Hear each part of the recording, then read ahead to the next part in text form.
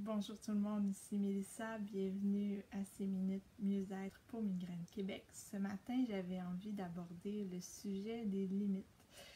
Et j'arrivais pas à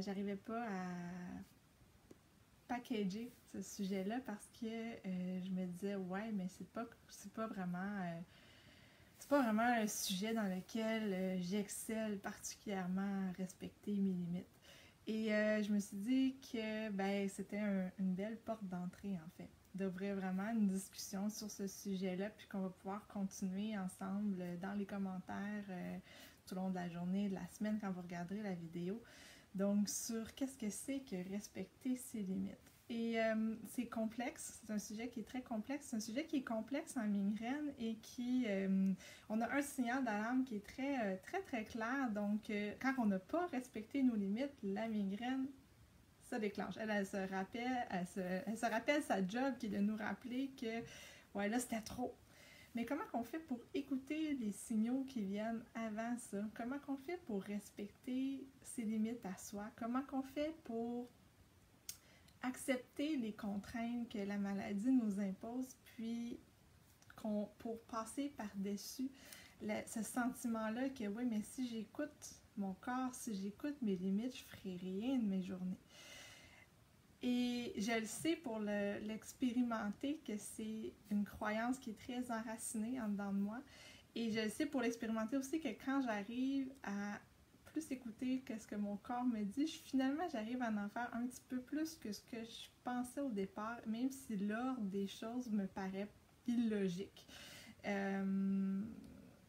Donc ouais, j'avais envie d'ouvrir ce sujet-là aujourd'hui avec vous. Qu'est-ce que c'est pour vous respecter vos limites? Qu'est-ce qui monte en vous quand je vous dis le mot limite? Et comment qu'on peut faire pour mieux écouter ces fameuses limites-là avant que la migraine crie, avant que le feu soit pogné dans la maison, dans le fond? Comment repérer les premiers signaux de fumée? Et c'est sûr que ça va bien quand on fonctionne à rebours, hein? Quand on sait qu'on a dépassé une limite, ben là, après ça, la fois d'après, on fait « Ok, ça, c'était trop ». Tu sais, comme par exemple, là, moi, je sais qu'on est beaucoup dans Zoom, là, quand on veut se rencontrer, se parler. Moi, je sais qu'une heure de Zoom, c'est top maximum, puis après ça, il faut que je me repose. Mais quand même, des fois, je le dépasse.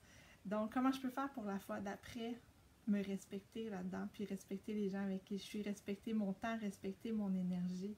Est-ce que c'est d'en parler en amont avec mon interlocuteur, dire « Hey, moi, il faut vraiment pas qu'on dépasse telle heure ». Est-ce que c'est de dire « Ben, c'est sûr, on va se parler au téléphone au lieu de se parler par Zoom parce que ça va être moins exigeant ».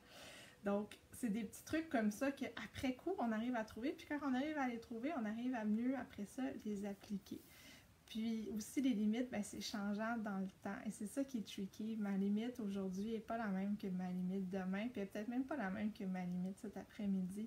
Donc, comment qu'on fait pour apprendre à jauger là-dedans? Alors, c'est pas facile. J'ai pas la réponse. Je réussis des fois à respecter mes limites. Des fois, je réussis pas. Mais j'avais vraiment envie qu'on aborde ce sujet-là ensemble. Alors, sur ce, j'ai atteint la limite de temps.